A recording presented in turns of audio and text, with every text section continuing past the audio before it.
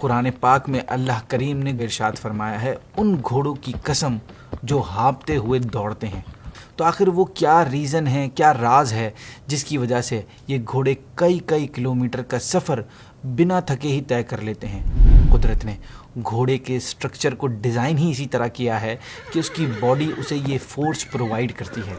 घोड़े के फेफड़े एक सांस में तकरीबन 4 से 6 लीटर हवा खींचते हैं, यानी सक करते हैं। यानी घोड़ा इन फेफड़ों की मदद से 1 मिनट में 32 लीटर से 96 लीटर तक हवा अपनी बॉडी में इनहेल करता है।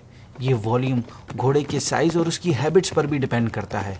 तकरीबन 64 लीटर हवा से जो ऑक्सीजन घोड़े को मिलती है वो उसे दूर तक, बल्कि बहुत दूर तक दौड़ने की काबिल बना देती है। इसीलिए घोड़े ह्यूमन हिस्ट्री का बहुत अहम पार्ट रहे हैं। इस्लामिक हिस्ट्री में भी इसकी बहुत वैल्यू है।